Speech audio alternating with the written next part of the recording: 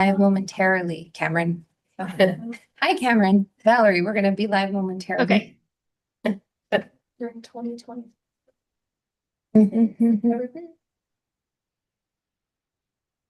There it is. Okay, we are live. Okay. Well, good evening. It is now, let's see, 5:01 on Wednesday, February 11th. This is the Library Advisory Board meeting. I wanted to apologize from Zooming. My husband just had surgery. So I got home just in time for me to get on this call. So if something goes awry, I will excuse myself, but I should be able to stay the whole time. David also told me that his bus is running late, so he'll be there in about 10 minutes. All right. So just so you know that. And- Let's see. Oh, go ahead. Sorry, Chair, just to let you know, Debbie has excused herself today because she is out of town. Okay, thank you for telling me. Let's see. Let's talk about, well, welcome and call to order. Would you like us to, let's see, we'll go around and introduce ourselves just for very quickly. I'm Valerie Harris. I'm the Library Advisory Chair. Kara? Okay, sorry. I was expecting Cameron to go next because she's on the screen. I can go. Oh, go ahead, Cameron. Hi, I'm Cameron Pickworth. Nice to see everybody. And your hair's adorable. Oh, thank you. I just had surgery about a month ago, so I went and got my hair done. That's right. Yeah, good for I'm you. just able to leave the house, but still can't walk quite right. So hopefully I'll see you Okay. guys next meeting in person. Okay. Glad you're doing well. Thank you. Now it's your turn. Oh, Kara Filsinger, sorry. Kirsten's helping me out today. Gretchen Coffin. Right, so I can. Like, right. Okay, Christy Kemper Hodge, Teen Services Librarian. Sage Beisel, I'm with the Teen Advisory Board. Bridget Esqueda, City Librarian. Nathan Garrettson, with City Attorney's Office, counsel for the board. Welcome, everybody. Let's talk about approving the minute. Was there anything we needed to talk about?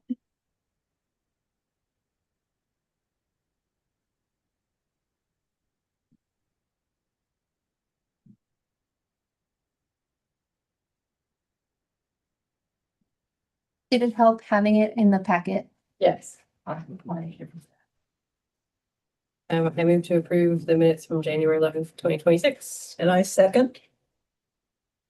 Is 5 a quorum? Are we okay to make this motion? Yes, I believe we are. We have at least 5 people here. Yep. Okay, just want to make sure. Okay, then all in favor, say aye. Aye. Aye. Aye. Any opposed? Great, the minutes were approved. We'll go on to public comment. No comments submitted. Sorry, I'm writing something down just super.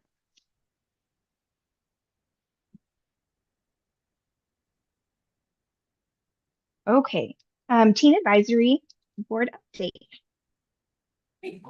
I'm Sage. I use she, them pronouns. I'm a senior at South Salem High School. So since last January, we've done a lot of stuff. We had a work party with a very high attendance from our tab members. We did a full cleanup of the teen scene room. We did our best to get most of the windows paint removed, which was it's always more difficult than we expect, but we did our best. We made some cards for senior citizens.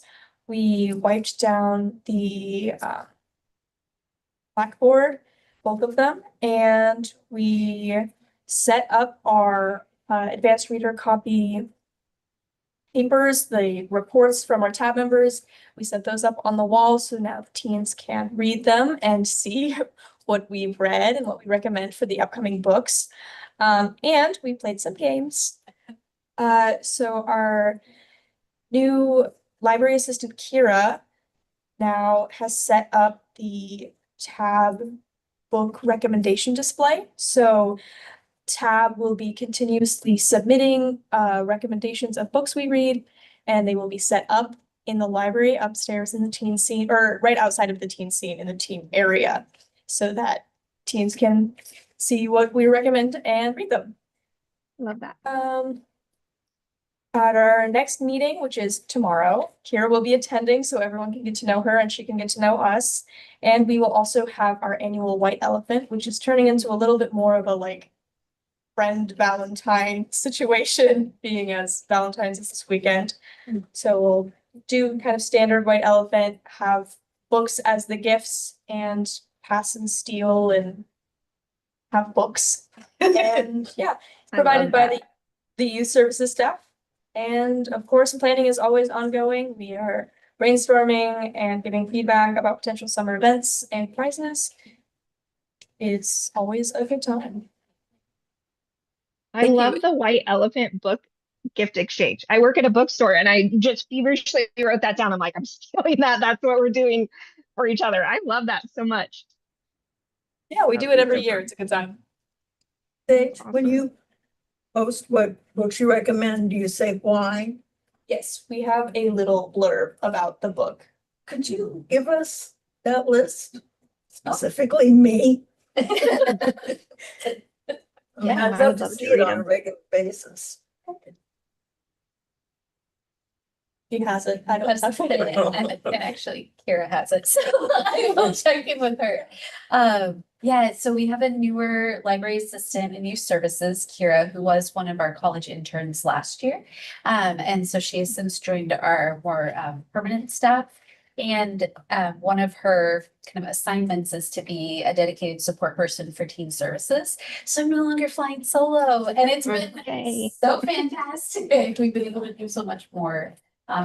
She has come on into that role. I have to thank Bridget for helping to pull that all together. So now it'll be the first time that Tab and Kira will actually date. It's very exciting. But I will ask her for the list. See if we can get that shared. It is not for monitoring, but I'm really interested because I want to know what people are, are reading and then take some recommendations. Yeah, absolutely. And the display is a physical one up on floor 2. So if you get a chance to pop by, it's near the teen desk. We'd be happy to show it to you. No problem.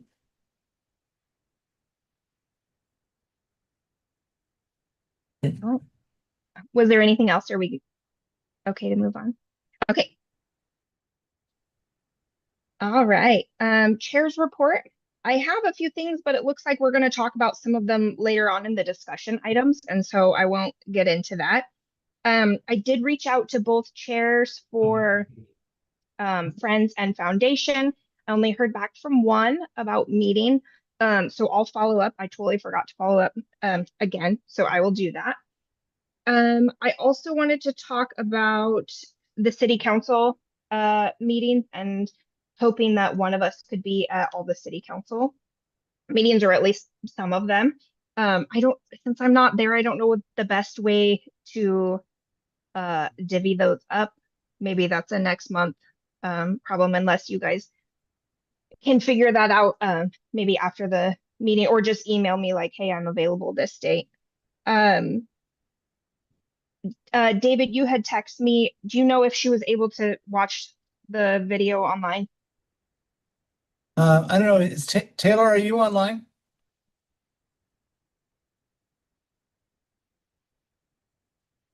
Taylor from the Library Foundation was going to try to get online. So, okay. And Madam Chair, getting back to your previous point, it might be helpful, if we could ask staff if they could kind of get us a list of council meetings between now and the end of the year. We could just kind of sign up for those folks that are available. Mm-hmm. Yeah, they're available online. Okay. Oh, that's The right. date. Yeah. And so I know I'm so sorry. I printed out a calendar, but since I'm not in person, that's kind of tricky to do. I just don't remember. I know it's every other week. I just don't remember all the dates. Right. So I think maybe I'll save that for next month, unless somebody has a burning desire to go to the next two between now and then. I think that is, okay, we had talked about having a refresher from Nathan about Robert's rules.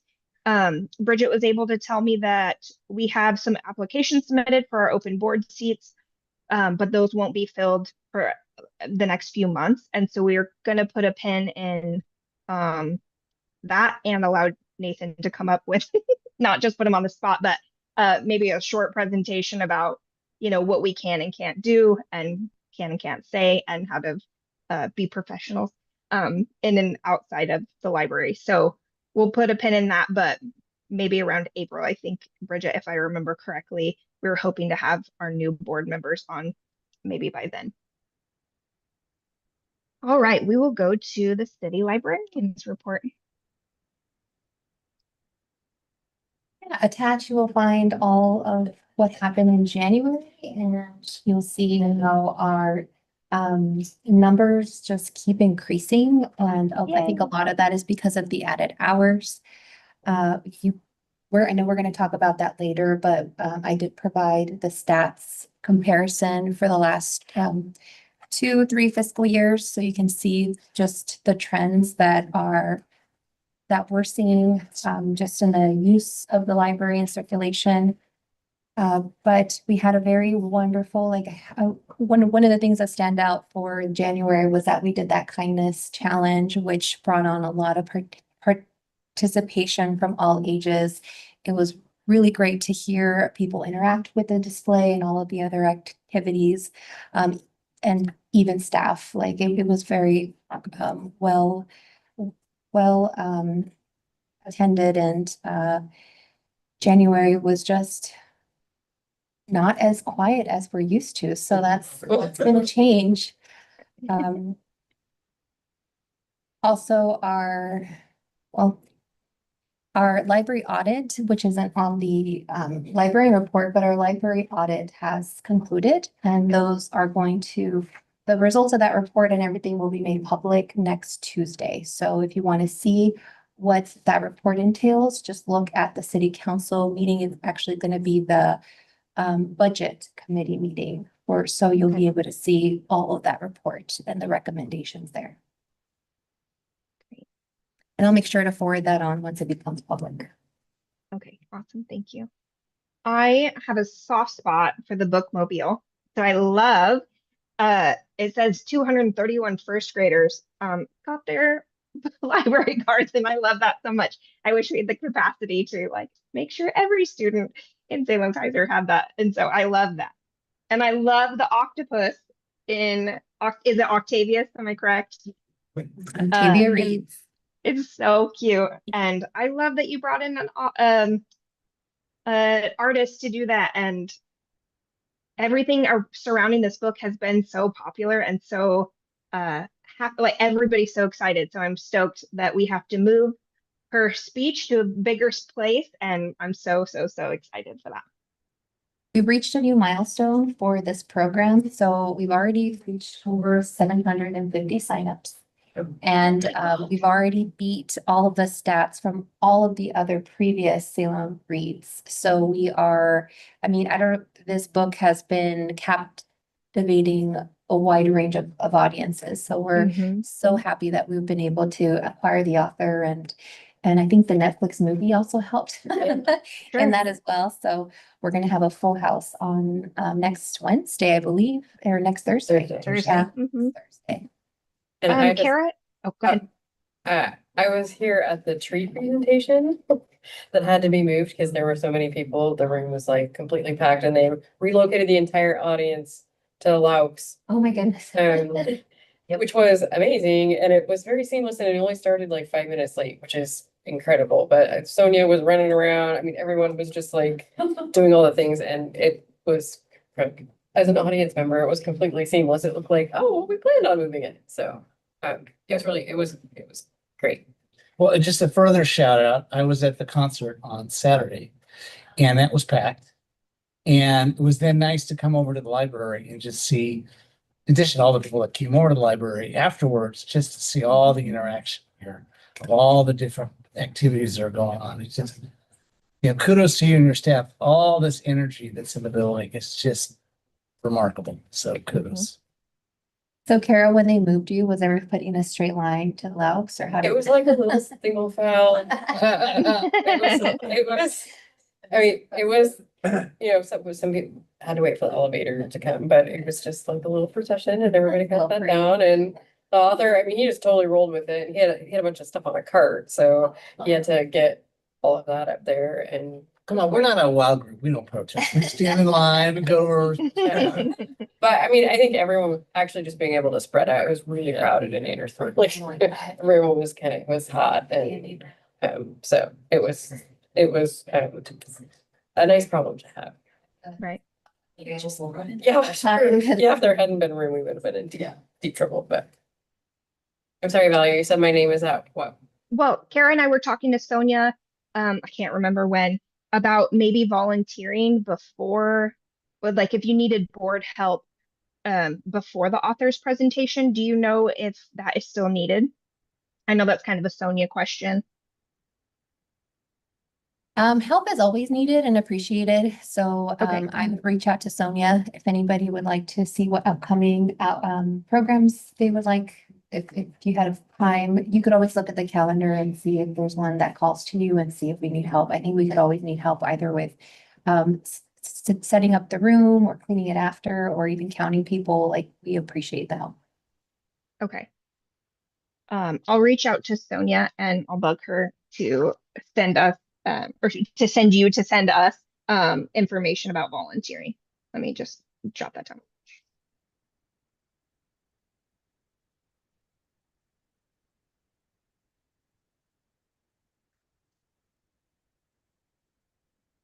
Okay.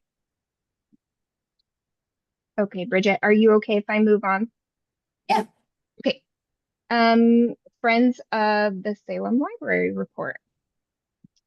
I missed the last meeting. I was on Maui with my dad again, but I can't remember the update. We had the meeting and it was right after. I don't recall what we talked about, and I apologize. I don't have the agenda with me, but I think they were still focusing on updating their bylaws and getting more volunteers and trying to organize the workroom. I know that they had to limit the donations because they were getting overwhelmed with the amount of donations. So now they only accepted, I believe, 2 or 3 times a week versus every day that they were open. And I know that there's some, they're trying to, again, recruit volunteers. So if anybody knows anybody who loves to work in a bookstore, or they're trying to fill in Sunday hours. Right now they're closed Sundays and because they don't have enough volunteers. Okay, great. All right, Friends of the Library report. So I was able to catch up with them just 2 weeks ago or last week. And Salem Reads was the big topic of conversation. So you guys know all about that. The 2 big updates on their part are they have found a bookkeeper and they have a bookkeeper who's going to be working on all of their finances to get that closed out before the next meeting. And then Taylor asked me to let you guys know that there is going to be a reception before the Salem Reads event on Thursday from 5 to 6 o'clock that all of the lab members are invited to join. He sent me over an email and I wasn't sure if I should send that, Bridget, to you or Valerie, if I should send it to you. And then how we want to distribute it. I don't know the rules about distributing things like I think it has to go through Bridget. Yes, if you want to go ahead and send it to me and I'll distribute it to the board. It's going to be at the Grand. No, it's gonna be at the, at the Grand. oh, that's, The reception, yeah. yeah. Sorry. Great. I'm going to forward that over to you now, Bridget, so you have it. And they've extended that invitation to all of us as well. And that's pretty much it. Awesome. Jotting notes. Great. All right, Foundation report. Was that? Oh, sorry. Yes, of course. I knew what you I'm meant. like checking things off as I go. Sorry. It's been a day. Sorry. Okay, discussion items. January statistic comparison, door count / foot traffic for David. And I'll share my screen so, I'll share my screen so everybody can see it.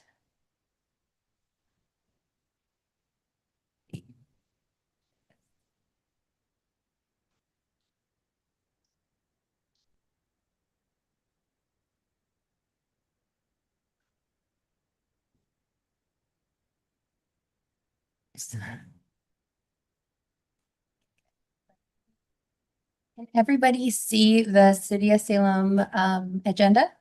Yeah. Online? Mhm. That up here.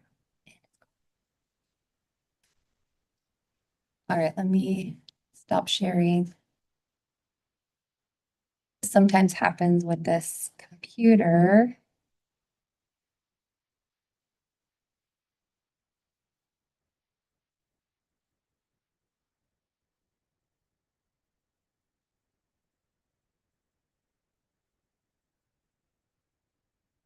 No. All right, let me stop sharing for a second.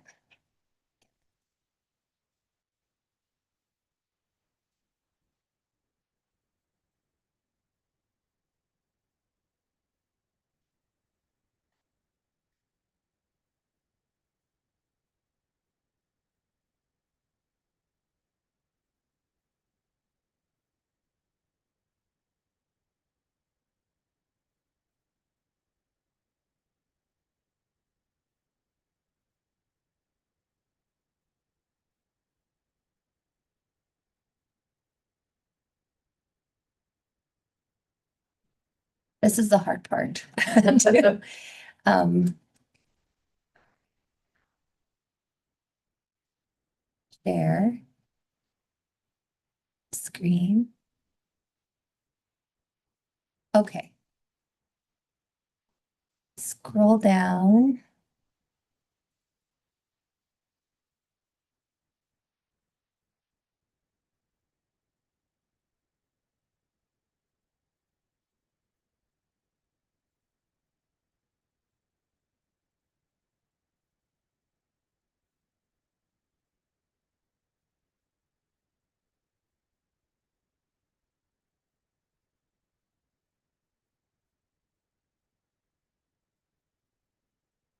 Right, so this first page, that is gonna be, and I'm gonna have to minimize the.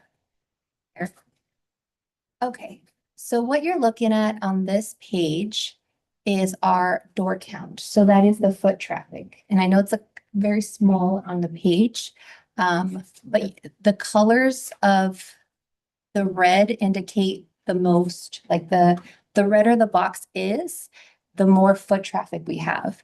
And the number that's in there is the average. So that's taking the average for the whole month. So for January 2026, on average on Tuesday, so when we first opened the first day of the week, we had, what is that, 227 on average from that first hour. Compare that to the year before, a little bit higher the year before, but comparing that to 2024, it's a little bit more higher. You can kind of see a trend, like in 2024, the first hour is always the busiest of any day of the week, except for Saturdays, where it's more from 1 to 2 is where we have the busiest time. And then last year, you can see that Saturdays pretty much from open since 10 all the way to 3 o'clock. It was just a lot of people coming in through those doors. And as we're shifting over to January this year, or this month, I should say, we're seeing the same trend where Saturdays just tend to be the busiest day of the week from 10 to about like till 4 now.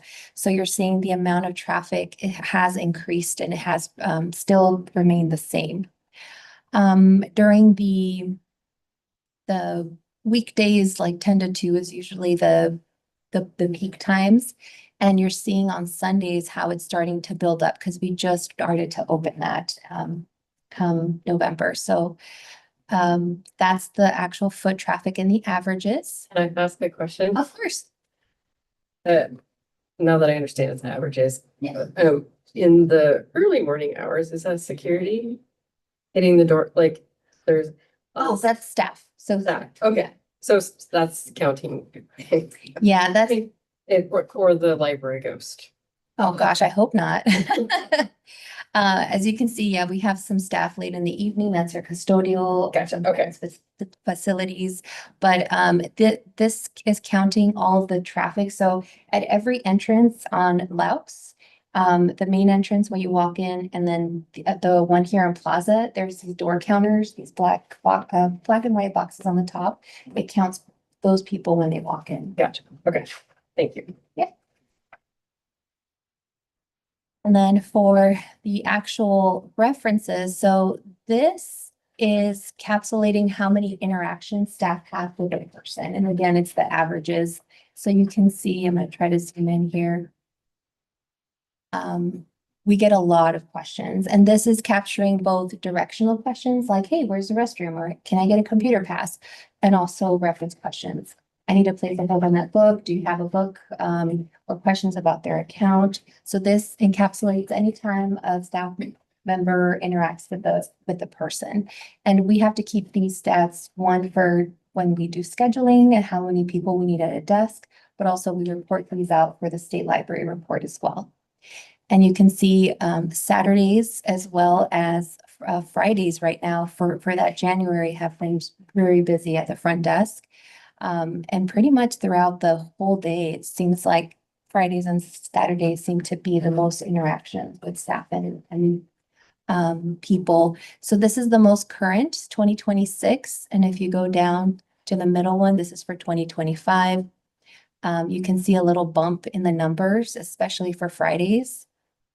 And then comparing that to 2024, we were still in the hundreds back then.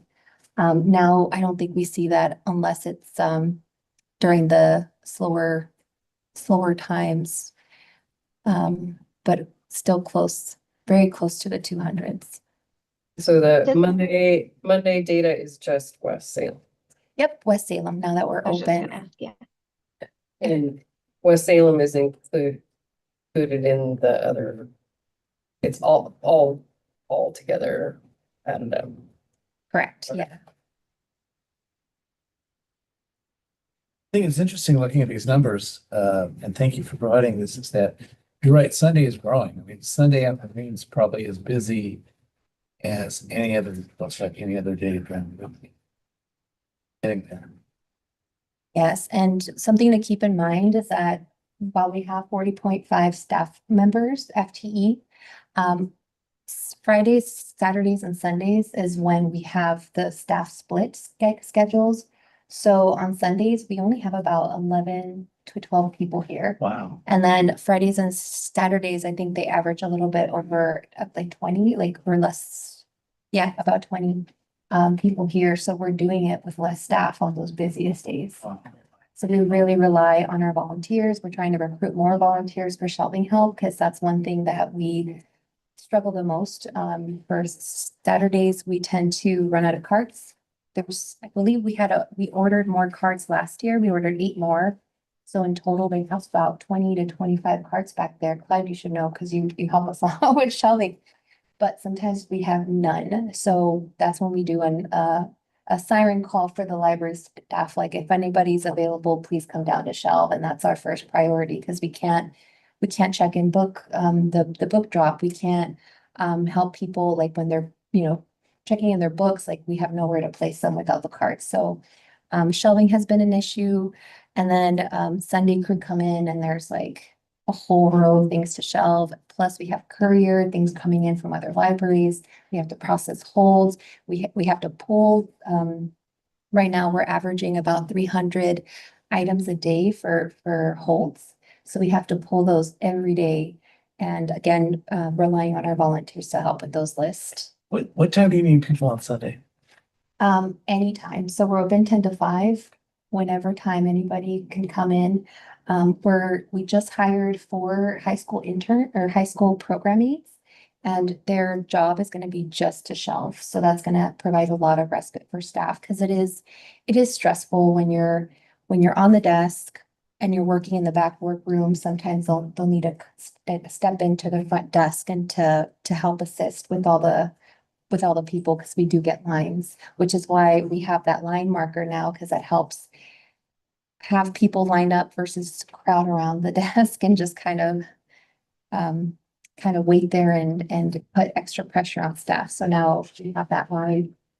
But we are hoping with the forward programming that'll help alleviate some of that stress and help us catch up when it comes to Sunday. They're gonna be on weekends. Is that what- Yeah, so it'll be mostly after school, so after 4 o'clock, and then on weekends they'll be doing it. So if we're interested in volunteering to shelve, should we just contact Sonia?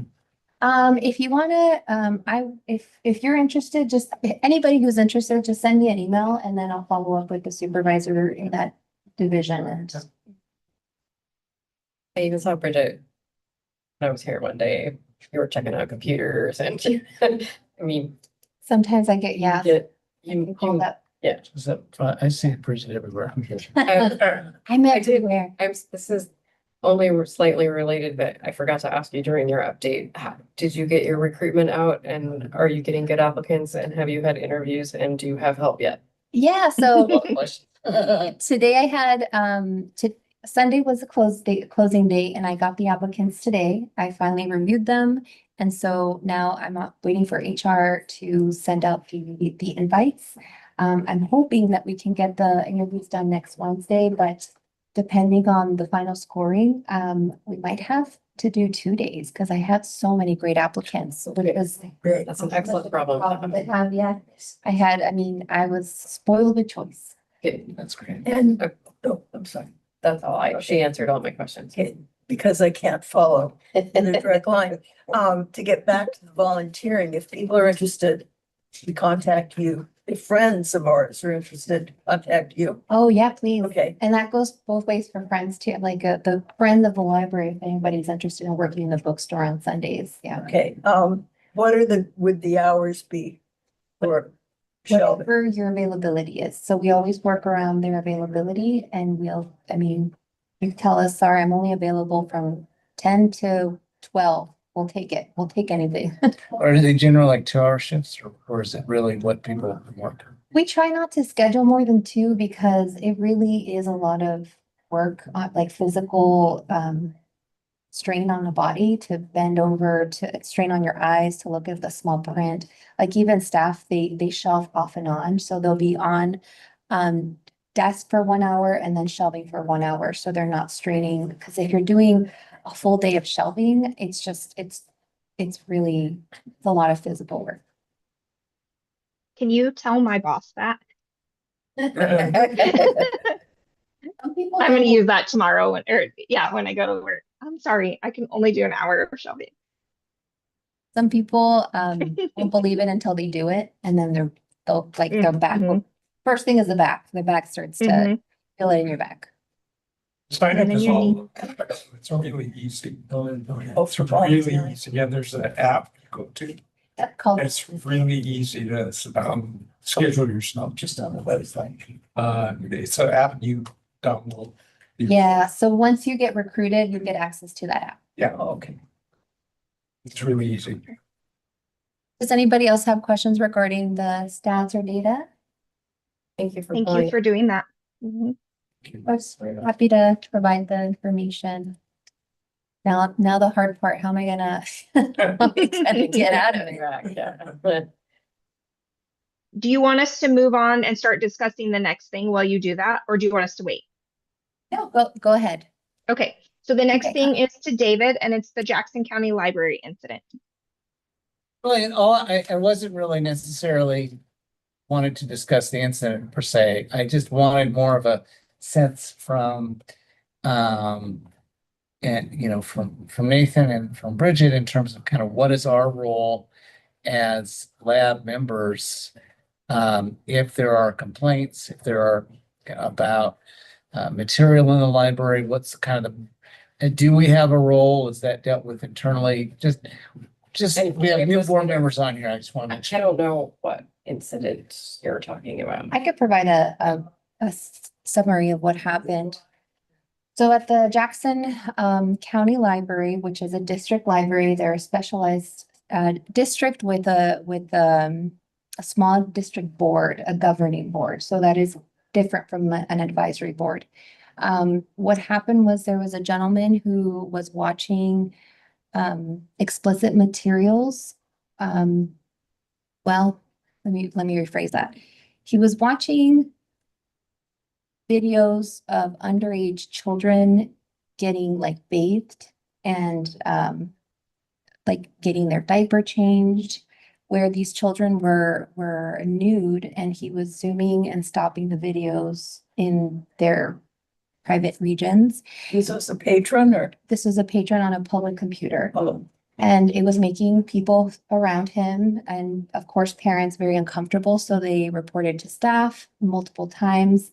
I think the guy happened to do that 3 times, and based on their policy and procedures, they ended up banning him for just a week, I believe, a week or a month, following the established procedure.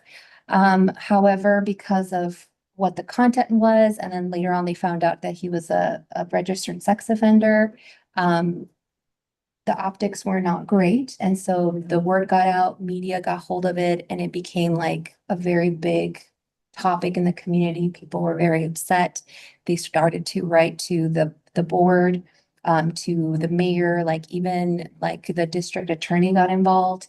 They did an investigation, and even the district attorney said that he wasn't watching child pornography because it didn't meet the definition of it. So it wasn't that, but it was still making people uncomfortable. And because of all of the backlash of the community, the library then decided to permanently ban him. However, the damage was done, and the public library director was kind of put in that spotlight and was asked to resign, actually.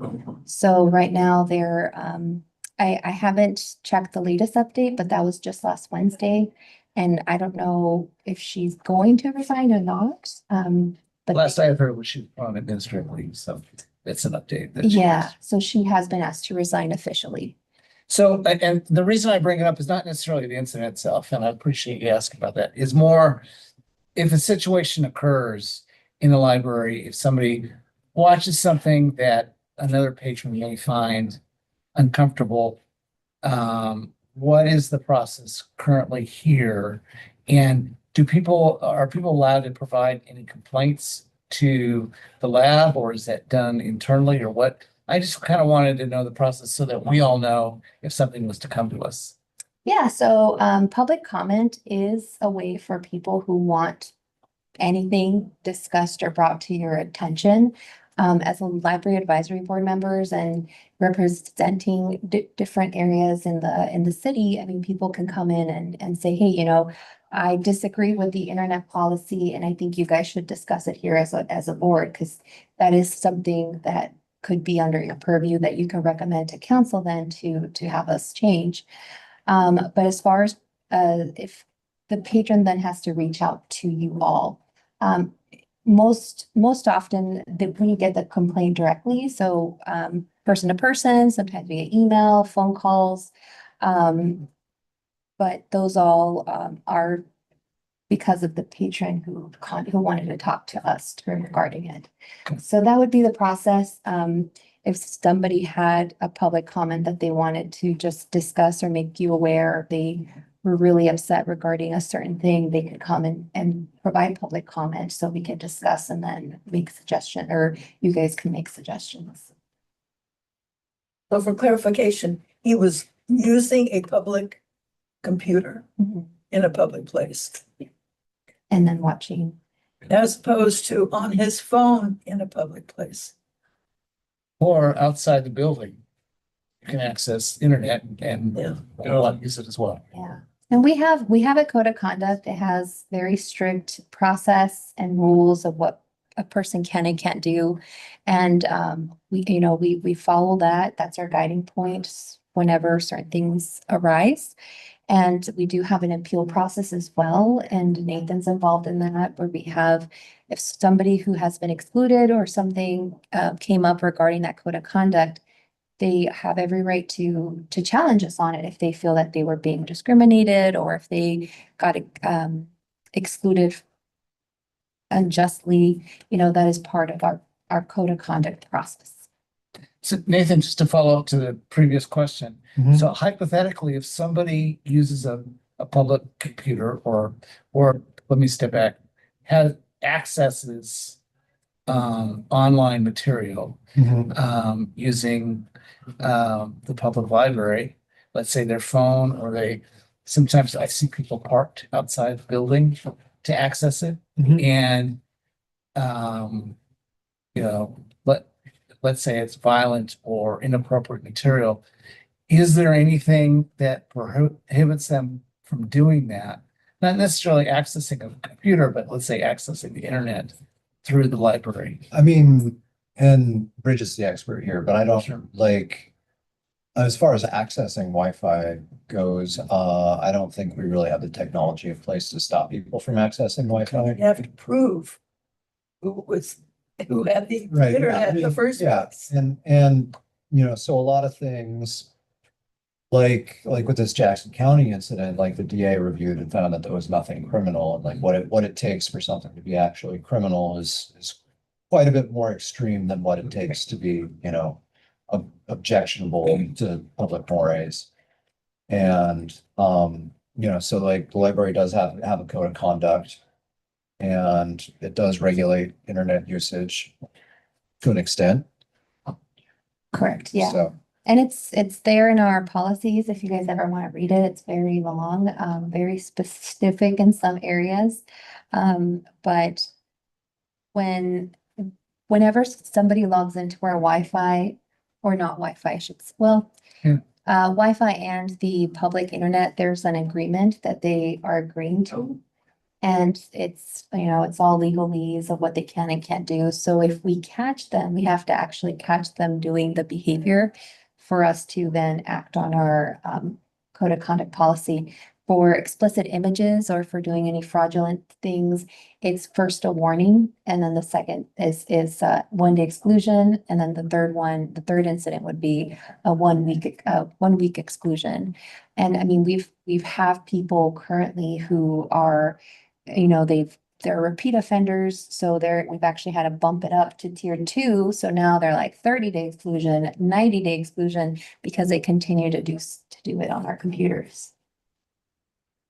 So, Bridget, I have kind of a related question. It's not directly related to this, but when you get a complaint from someone who says, I really object to this book being part of your inventory, what's the process for you to deal with that? And then do we have any involvement in that discussion?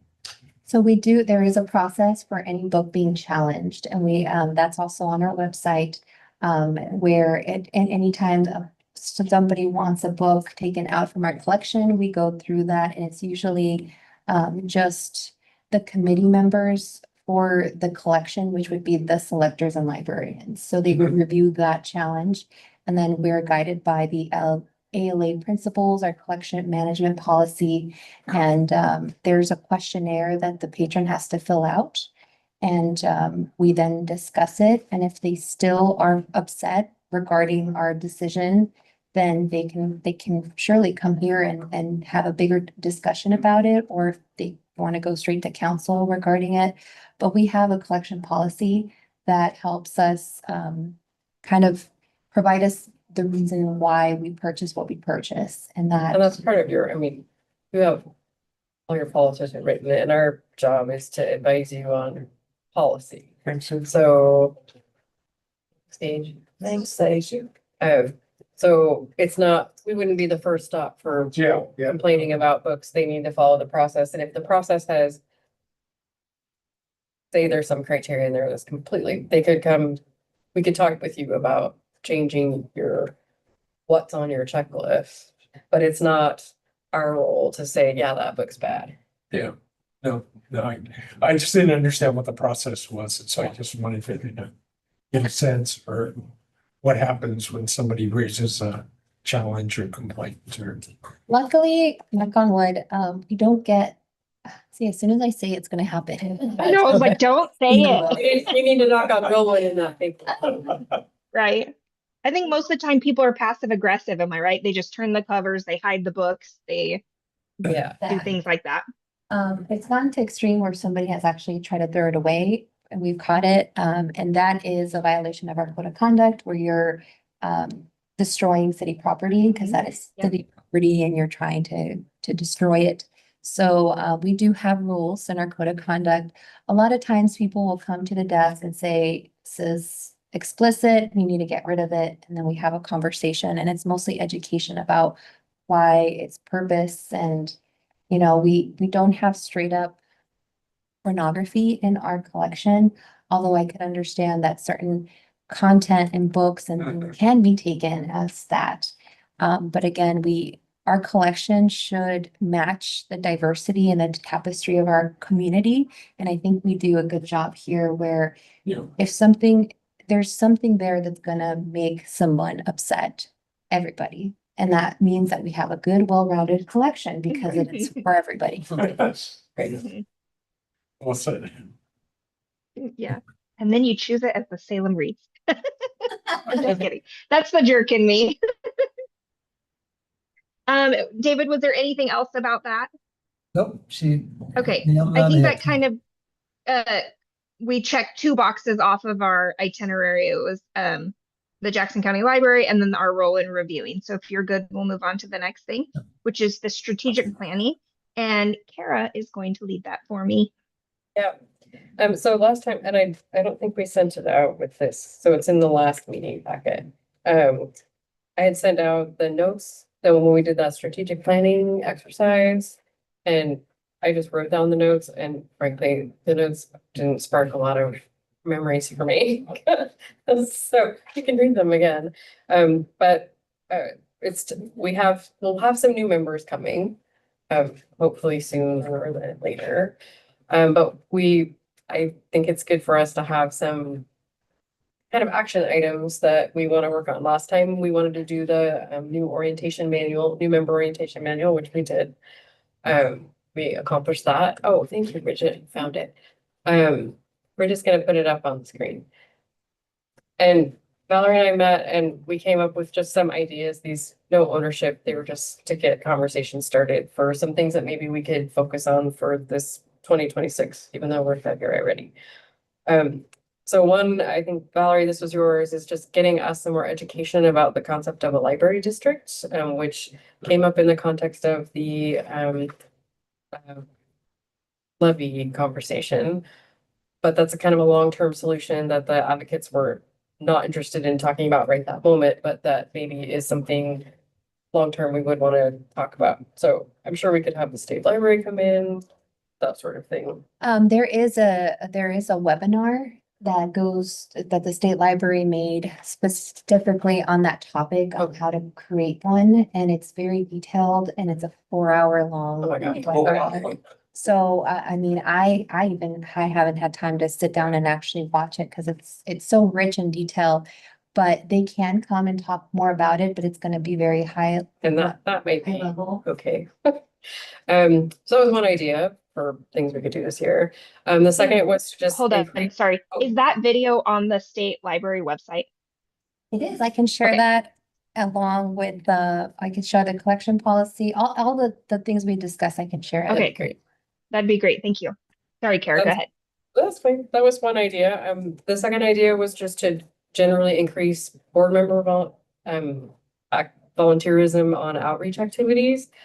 Things like, I worked at the Salem Reads book giveaway for a couple hours, handing out books At the building blocks. at the, Sonia Sonia. asks every once in a while for, and some of this idea might put a little bit of burden on the library staff to actually tell us when you need people. But it's a really satisfying way to meet, people who come to the library and do library things. Like we worked at the reception for opening Sunday and I saw so many people I haven't seen in such a long time that I know from other walks of life that It was just, and people were so happy. That was really fun. Mhm. So that's another thing we can work on. And then one thing I think Valerie's trying to do already is improve relationships with the foundation and the friends and city council in relation to our work. So those were three ideas. No ownership on them.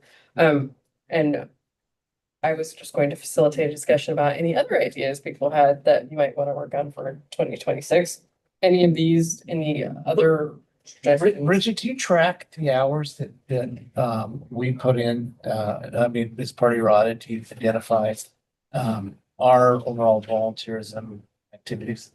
We Of that. actually don't, and that's a great point, David. We need to track it because we track it using the same what we use to register and to do all the scheduling. But I don't think we've added any lab volunteer hours, like when you guys did the book and Right. the reception, but we need to keep tracking. So We need better ways to track that. I think also with the board here too. Does that count? City council would like to see that number of hours that we all put in addition to this time. Well, Because that's if we something you volunteer with Sonia, yeah, put a burden on her for tracking how many of us were. I don't understand. I don't want to We make wanna an do additional that. challenge. Yeah. I keep track of it. I have a spreadsheet that I keep track of myself because I track my miles for my taxes and my hours out of abundant curiosity because I can't let go of that from 31 years of doing that at work. But I wouldn't, I mean, I don't know how to make it less work on you, getting us to do stuff to help you, like, it's a catch-22, I get it. So I can't see Valerie or Cameron because you're not on our screen. Oh. So, Cameron, did you have any thoughts? I think in terms of tracking, I think doing it individually is fine. And then we can do some sort of submission system. I think it'd be good to agree on that. I don't know that we need like, I don't think it's great to make Sonia have to keep track of everybody's hours. I wouldn't want to do that to her. So I think if we keep track and then have some sort of checkpoint, once a quarter at the last meeting of every quarter, if you've done any sort of, if you've tracked any time for yourself, that you add that in. Bridget, is And there a can way? Yeah, Can sorry, you go ahead. send it to me and Yeah. then I can keep track and then whenever staff needs it, then I can just have a running total. Does that work with everybody? Is that okay, Sonia? Or Bridget? So we don't bother Sonia with it? Then we Well, have to remember. when We have to do keep it. track of it anyway. for Oh, you do? Okay. For the state stats. So, Okay. and I think Sonia also found out that we're not keeping track. So in our past state library reports, we found that we weren't capturing like the read to a pet. Those people that bring in the pets, those are all volunteers and we weren't tracking their hours either. So now we are. There was another program where there's a group who comes in every Tuesday to help clean all the board books and they go through them and inspect them for tears and things because, children. Right. And it's a local school that their special education class comes in and it's a group of 5 and we haven't been keeping track of their hours as well. So we're like, we need to evaluate all of the volunteer opportunities and start keeping track because that was actually one of the recommendations that review of the audit was that we need to use volunteers more. And I'm like, we do, but we just don't try Yeah, it yeah. as good Not as quantified. we should. Yeah. Okay. So as part of your internal conversations, can this be, if we decided we want to have more volunteerism from board members on your outreach activities, whatever those might be, can you be able to track it in some way once you sort out how you're gonna track all that other stuff? Yes, I think what we're gonna end up doing is adding another logistic category for you. And then we'll enter it there. Okay. We're doing that anyway, so we'll just do that happen. Okay. And then is someone gonna like through you or somewhere? And maybe you're already doing it and I just don't know where it is.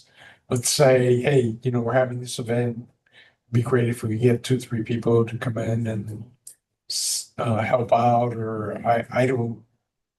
Is there a way I can find out readily what those opportunities?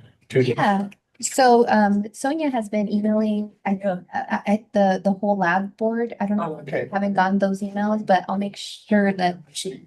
okay, I'll make. I think a lot of the time it's just Kara and I. Oh, The gotcha. email from Sonia are just to Kara and I. She had like, for example, on was that Friday? I don't know. I was in New Mexico, so we got a last minute, can you come tomorrow? And neither one of us could, unfortunately, but that was just a unexpected.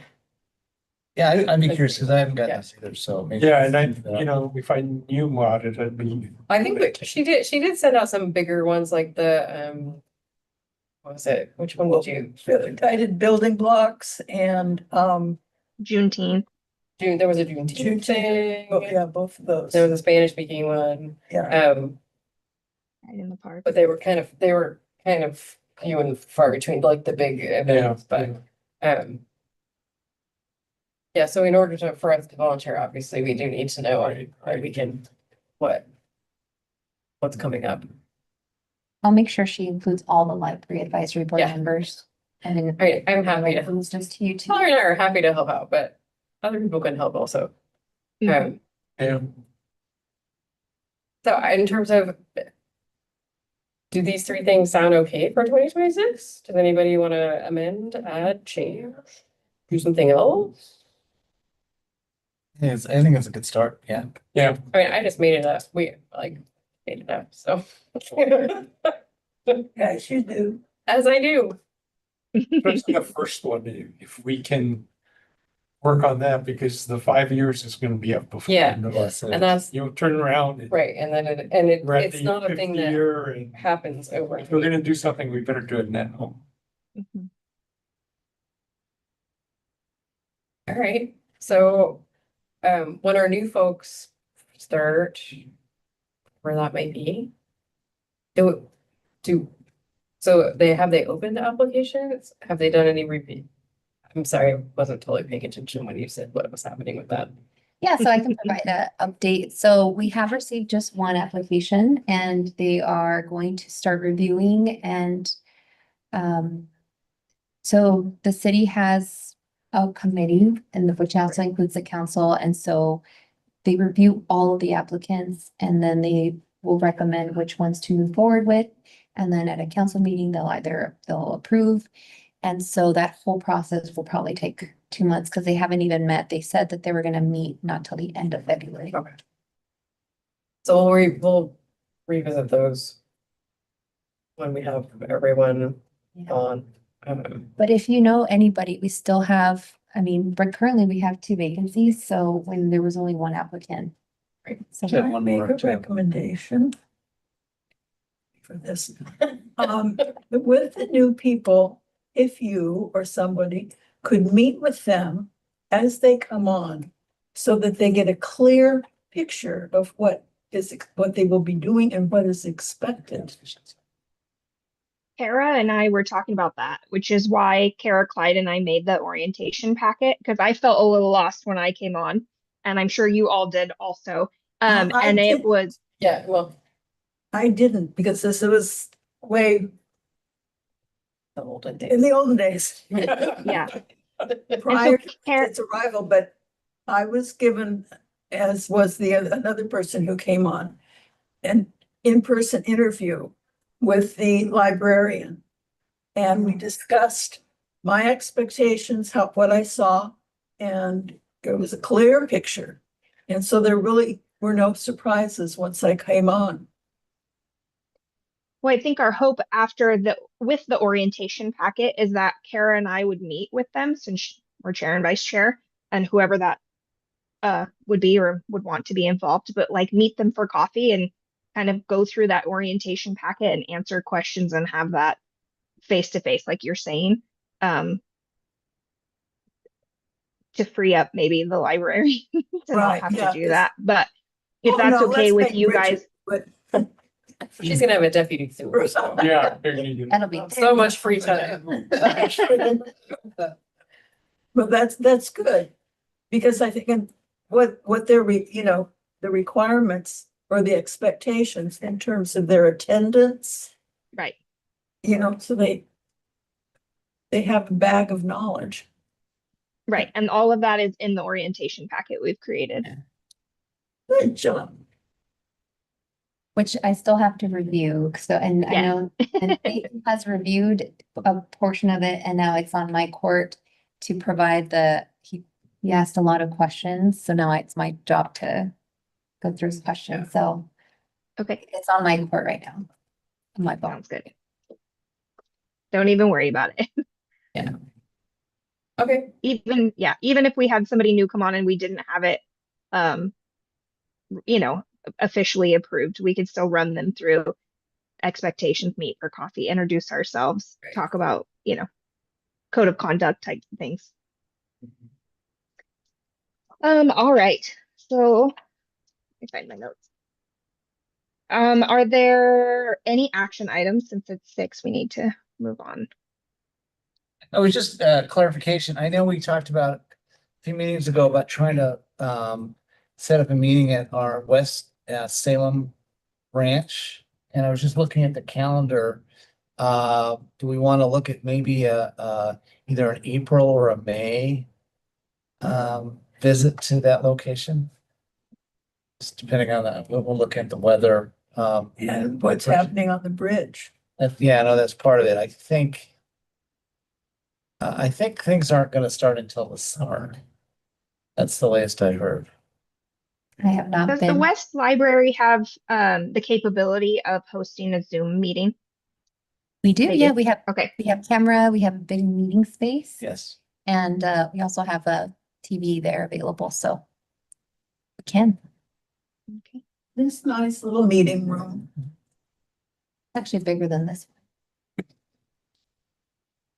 Terrible. I live in West and I haven't been to the West Library in years. Be a good excuse. Can we at I'm a least, terrible chair. can we at least maybe tentatively pencil it in for May? Just for planning purposes, and if for whatever reason, issues with the bridge or something else, we can reschedule it. I just think it's good to kind of see that, get a tour of it. and are the hours same over there? Yes, so they'll be open till 7. Thank And are you okay to do that as the staff that would then have to travel, Bridget? Yeah, I should be fine. It starts at 5 and usually I start wrapping up everything by 4:30, so I can start setting up here. So you can get on So the you bridge. can It's get on the bridge and Yeah. sit in traffic. Yeah. Maybe I'll You have to buffer that in. Okay, That's why I give you just a couple months to. And if it doesn't work, just let us know. I could always leave earlier and then work remotely from there and be ready. So Yeah. yeah, I'll make it work. No worries. Meet you for Okay. lunch. Go to Ross. Great sandwiches. Is there any miscellaneous board items that we haven't talked about?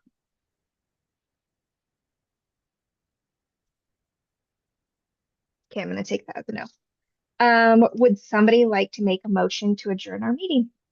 So moved? Second? All in favor? Aye. Aye. Any opposed? Okay, it's 6:04 and we're good to go.